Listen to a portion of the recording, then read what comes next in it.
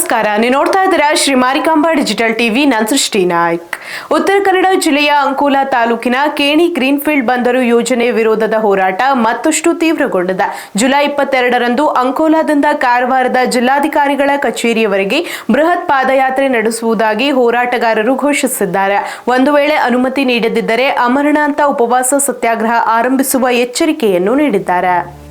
ಅಂಕೋಲಾ ತಾಲೂಕಿನ ಕೇಣಿಯಲ್ಲಿ ನಿರ್ಮಾಣ ಉದ್ದೇಶಿತ ಖಾಸಗಿ ಗ್ರೀನ್ಫೀಲ್ಡ್ ಬಂದರು ಯೋಜನೆ ವಿರೋಧಿಸಿ ಹೋರಾಟ ನಡೆಸುತ್ತಿರುವ ಅಂಕೋಲಾ ಉತ್ತರ ಕನ್ನಡ ಉಳಿಸಿ ಸರ್ವ ಸಮಾಜಗಳ ಹಿತರಕ್ಷಣಾ ವೇದಿಕೆ ಜುಲೈ 22ರಂದು ಅಂಕೋಲಾದಿಂದ ಕಾರವಾರದ ಜಿಲ್ಲಾಧಿಕಾರಿಗಳ ಕಚೇರಿಯವರೆಗೆ ಬೃಹತ್ ಪ್ರತಿಭಟನಾ ಪಾದಯಾತ್ರೆ ಹಮ್ಮಿಕೊಂಡಿದೆ.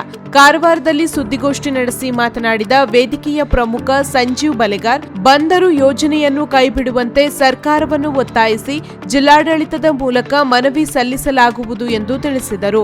ಪಾದಯಾತ್ರೆಗೆ ಅಗತ್ಯ ಅನುಮತಿ ಕೋರಿ ಈಗಾಗಲೇ ಸಂಬಂಧಿಸಿದ ಇಲಾಖೆಗಳಿಗೂ ಅರ್ಜಿ ಸಲ್ಲಿಸಲಾಗಿದೆ ಎಂದರು. ಒಂದು ವೇಳೆ ಅನುಮತಿ ನಿರಾಕರಿಸಿದರೆ ಜಿಲ್ಲಾಧಿಕಾರಿಗಳ ಕಚೇರಿ ಎದುರು ಅಮರಣಾಂತ ಉಪವಾಸ ಸತ್ಯಾಗ್ರಹ ಆರಂಭಿಸಲಾಗುವುದು ಎಂದು ಅವರು ಎಚ್ಚರಿಕೆ ನೀಡಿದರು. 2024ರ ನವೆಂಬರ್ 25ರಿಂದ ಆರಂಭವಾದ ಈ ಹೋರಾಟ ಸುಮಾರು 600 ದಿನಗಳಿಂದ ವಿವಿಧ ರೀತಿಯಲ್ಲಿ ಮುಂದುವರೆದಿದೆ. ಸಾರ್ವಜನಿಕ ಸಭೆಯಲ್ಲಿ ಸಾವಿರಾರು ಜನ ಯೋಜನೆಗೆ ವಿರೋಧ ವ್ಯಕ್ತಪಡಿಸಿದ್ದರೂ ಸರ್ಕಾರ ಇನ್ನೂ ಯಾವುದೇ ಸ್ಪಷ್ಟ ನಿರ್ಧಾರ ಕೈಗೊಂಡಿಲ್ಲ ಎಂದು ಅವರು ಅಸಮಾಧಾನ ವ್ಯಕ್ತಪಡಿಸಿದರು. ಈ ಪಾದಯಾತ್ರೆಗೆ ಮೀನುಗಾರರು, ರೈತರು, ವಿದ್ಯಾರ್ಥಿಗಳು, ಕಾರ್ಮಿಕರು ಸೇರಿದಂತೆ ವಿವಿಧ ಸಂಘಟನೆಗಳು ಬೆಂಬಲ ಸೂಚಿಸಿವೆ. ಪಾದಯಾತ್ರೆಯನ್ನು ಸಂಪೂರ್ಣ ಶಾಂತಿಯುತವಾಗಿ ಕಾನೂನು ಸುವ್ಯವಸ್ಥೆಗೆ ಧಕ್ಕೆಯಾಗದಂತೆ ನಡೆಸಲಾಗುವುದು ಎಂದು ಹೋರಾಟಗಾರರು ಸ್ಪಷ್ಟಪಡಿಸಿದ್ದಾರೆ.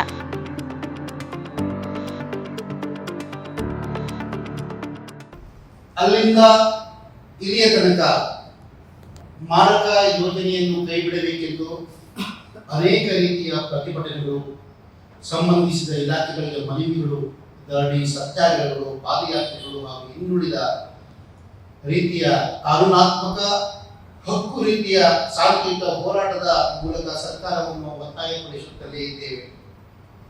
ಕರ್ನಾಟಕ ಸರ್ಕಾರದ ಅಂದಿನ ಮುಖ್ಯಮಂತ್ರಿಗಳಾದ ಸನ್ಮಾನ್ಯ ಶ್ರೀ ಸಿದ್ದರಾಮಯ್ಯನವರನ್ನ ಒಟ್ಟು 3 ಬಾರಿ ಖುದ್ದಾಗಿ ಭೇಟಿಯಾಗಿ ಯೋಜನೆಯಿಂದ ಆಗುವ ದುಷ್ಪರಿಣಾಮಗಳ ಬಗ್ಗೆ ವಿವರವಾಗಿ ತಿಳಿಸಿದ್ದೇವೆ. ಸ್ಥಳೀಯ ರೈತರ, ಹಿಂದುಳಿದ ವರ್ಗಗಳ, ಬಡ ಮತ್ತು ಮಧ್ಯಮ ವರ್ಗದವರ, ಕೂಲಿ ಕಾರ್ಮಿಕರ ಮತ್ತಿತರ ಎಲ್ಲ ವೃತ್ತಿಗಳ ಜನರು ಮತ್ತು ಸುತ್ತಮುತ್ತಲ ಎಲ್ಲ ನಿವಾಸಿಗಳ ಹಿತ ಕಾಯಲು ಉದ್ದೇಶಿತ ಕೇಣಿ ವಾಣಿಜ್ಯ ಬಂದರು ಯೋಜನೆಯನ್ನು ಕೈಬಿಡಬೇಕೆಂದು ಕೋರಿಕೊಂಡಿದ್ದೇವೆ.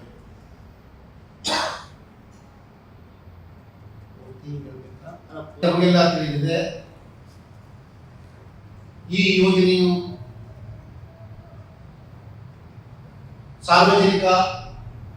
ಪರಿಸರ ಸಾರ್ವಜನಿಕ ಆಲಿಕೆ ಸಭೆಯಲ್ಲಿ ಸುಮಾರು 10,000 ಜನಗಳಿಂದ ವಿರೋಧ ವ್ಯಕ್ತವಾಗಿತ್ತು. ಇದೀಗ 11ನೇ ತಿಂಗಳು ಮುಗಿತಾ ಇದೆ. ಅಲ್ಲಿಂದ ಇಲ್ಲಿಯ ತನಕ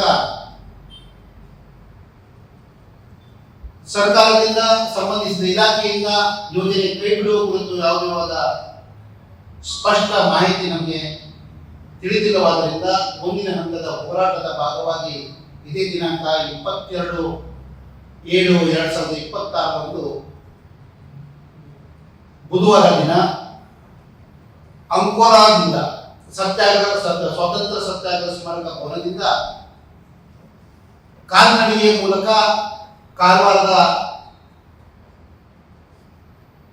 ಜಿಲ್ಲಾಧಿಕಾರಿಗಳ ಕಚೇರಿಯವರೆಗೆ ಬೃಹತ್ ಪ್ರತಿಭಟನಾ ಪಾದಯಾತ್ರೆಯನ್ನು ಹಮ್ಮಿಕೊಂಡಿದ್ದೇವೆ. ನಾವು ಈ ಪಾದಯಾತ್ರೆಗೆ ಸಂಬಂಧಿಸಿದಂತೆ ಜಿಲ್ಲಾ ಆಡಳಿತವನ್ನ, ಜಿಲ್ಲಾ ಪೊಲೀಸ್ ಇಲಾಖೆಯವರನ್ನ, ಸಂಬಂಧಿಸಿದ ಎಲ್ಲಾ ಇಲಾಖೆಯನ್ನು ಒಳಗೊಂಡಂತೆ ಪಾದಯಾತ್ರೆ ಸಾಗುವ ಮಾರ್ಗದಲ್ಲಿರುವ ಎಲ್ಲಾ ಗ್ರಾಮ ಪಂಚಾಯತ್ಗಳಿಗೂ ಈಗಾಗಲೇ ಅರ್ಜಿಯನ್ನು ಕೊಟ್ಟಿದ್ದೇವೆ ಮತ್ತು ರಾಷ್ಟ್ರೀಯ ಹೆದ್ದಾರಿ ಪ್ರಾಧಿಕಾರ 66ರ ಪ್ರಾಧಿಕಾರಕ್ಕೆ ಈಗಾಗಲೇ ಮನವಿಯನ್ನು ಸಲ್ಲಿಸಿದ್ದೇವೆ. ದಿನಾಂಕ 22ರಂದು ನಡೆಯುವ ಪ್ರತಿಭಟನಾ ಪಾದಯಾತ್ರೆಗೆ ಪೂರ್ವಾನುಮತಿ ನೀಡಬೇಕೆಂದು ಇಷ್ಟೊಂದು ಸ್ಪಷ್ಟಪಡಿಸುತ್ತಿದ್ದೇವೆ. ನಾವು ಅನೇಕ ರೀತಿಯ ಹೋರಾಟಗಳು ನಡೆಸಿದ್ದರೂ ಪೊಲೀಸ್ ಇಲಾಖೆಯವರು, ಆಡಳಿತ ವರ್ಗದವರು, ಸಕಾರಾತ್ಮಕವಾಗಿ ಸ್ಪಂದಿಸಿ ಇಲ್ಲಿಯ ತನಕ ನಮ್ಮ ಹೋರಾಟಗಾರರಿಗೆ ಯಾವುದೇ ಕೊರತೆಯಿಲ್ಲದಂತೆ ನಡೆದುಕೊಂಡಿರುವುದು ಶ್ಲಾಘನೀಯವಾದದ್ದು.